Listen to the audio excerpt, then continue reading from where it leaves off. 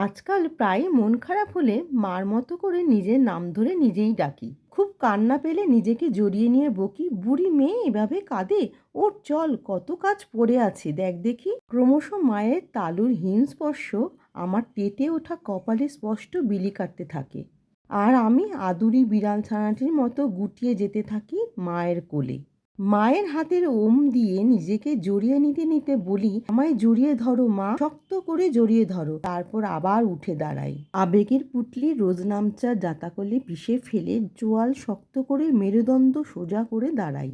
জীবন মানে তখন দে ছুট, কত দায়িত্ব, কর্মক্ষেত্র, ঘর বাড়ি, সন্তান, আমার আপনজনেরা, এমনকি প্রায় অচেনা মানুষদেরও কত ভার বয়ে দিই তার ঠিক নেই। এও অবশ্য জিনগত প্রাপ্তি। সারা জীবন মা আর বাবাকে দেখেছি পরকে গভীর আলিঙ্গনে আপন করে নিতে। পরিবার কখন যে ঘরের চার দেয়াল ছাড়িয়ে আরো অনেক ঘরকে একের পর এক জুড়ে দিয়েছে তার হিসেব নেই। তাই সে ধারা কোথাও আমার ভিতরেও বইছে, আমি আর ব্যতিক্রম হই কি করে।